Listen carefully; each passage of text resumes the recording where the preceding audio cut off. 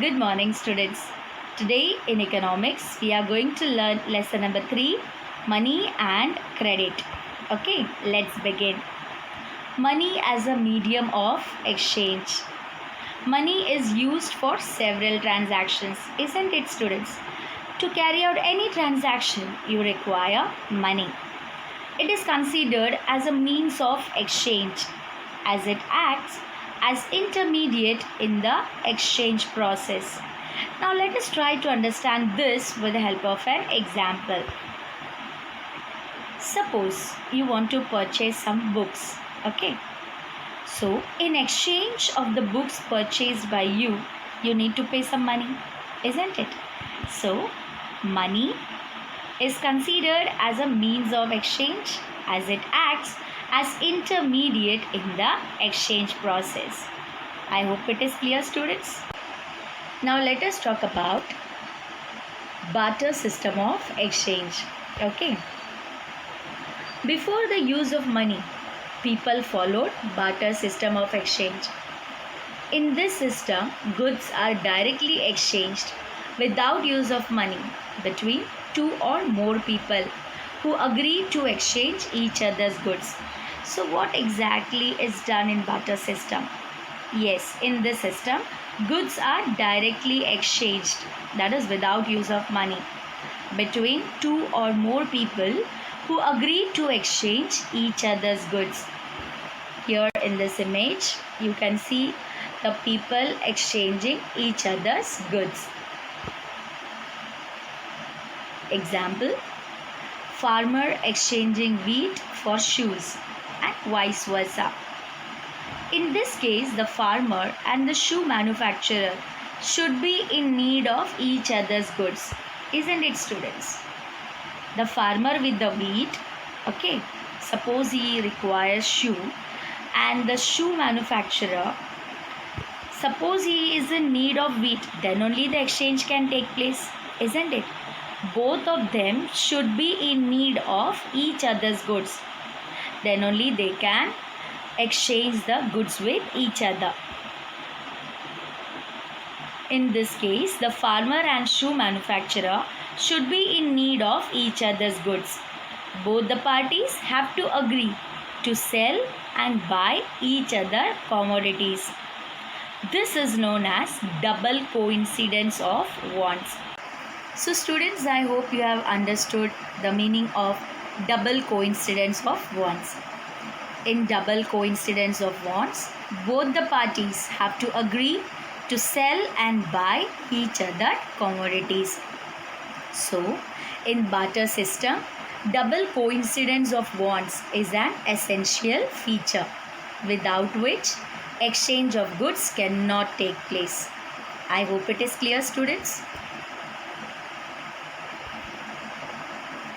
The major drawback of this system was the lack of double coincidence of wants, as without it, exchange was not possible.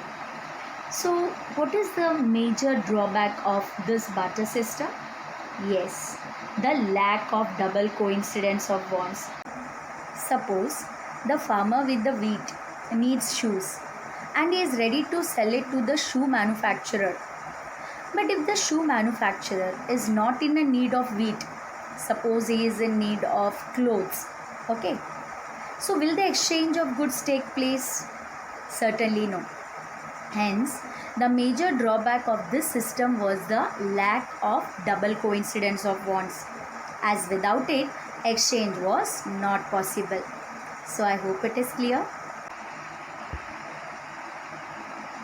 The use of money eliminated the need of double coincidence of wants.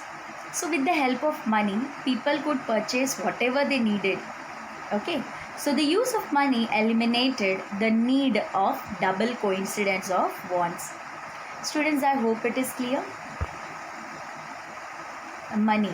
Money was accepted as a common medium of exchange.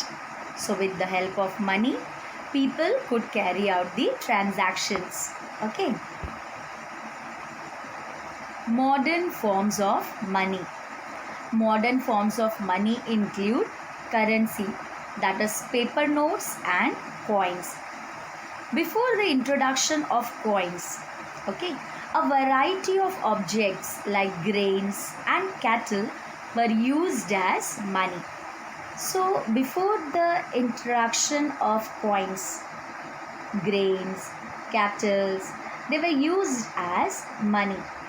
But then people found it very difficult to carry out the transactions with grains and cattle. Further, the use of metallic coins of gold, silver, copper, etc. started. Okay, students. Then came the use of these metallic coins which were made up of gold, silver, copper, etc. Now let us talk about currency. It is a generally accepted form of money that includes coins and paper notes. It is authorized by the government and circulated within an economy. The modern currency has no use of its own except as a medium of exchange. Students, here I would like to ask one question. Why is money accepted as a medium of exchange? Yes, because the currency is authorized by the government. Okay, so as it is authorized by the government of the country, it is accepted as a medium of exchange. Now keep in mind that the modern currency has no use of its own except as a medium of exchange. Okay. In India, Reserve Bank of India can only issue currency notes on behalf of the government of India. So who has got authority to issue currency notes? Yes, it's Reserve Bank of India. Reserve Bank of India can only issue currency notes on behalf of the government of India. Okay. The rupee is widely accepted as a medium of exchange as it is legalized by law. Now let us talk about the deposits with banks. People deposit their extra money in banks by opening a bank account in their name. Students, why do people deposit their extra money in banks? Yes, first of all, the money is safe in the bank. Secondly, they are paid interest for it. Thirdly, they can withdraw the money whenever they require. Okay. The money in bank account are deposits with banks. Banks accept the deposits and also pay an interest on the deposits. People can also withdraw the money when they require. So whenever people require, they can withdraw the money. Since the deposits in the bank accounts can be withdrawn on demand, these are called demand deposits. Students, why are the deposits in bank accounts called as demand deposits? Yes, since the deposits in the bank accounts can be withdrawn on demand, these are called as demand deposits. I hope it is clear. Now it is time for quiz. I hope you all are ready for the quiz. Let's begin. Question number 1. Currency is issued by option A, Reserve Bank of India on behalf of central government. Option B, by Finance Minister. Option C, by President of India. Option D, none of them. Yes, which is the correct answer? Very good. Option A is correct. That is RBI on behalf of central government. Currency is issued by RBI on behalf of central government. Very good. Next question. Which one of the following is a modern form of currency? Option A, gold. Option B, silver. Option C, copper. Option D, paper notes. Yes, which is the correct answer? Yes, option D is correct. That is paper notes. Very good. Next question. system of exchanging goods for goods is called? Option A, monetary system. Option B, credit system. Option C, barter system. Option D, mortgage system. Yes, which is the correct answer? Yes, option C is correct. That is barter system. System of exchanging goods for goods is called as barter system. Very good. Question number 4.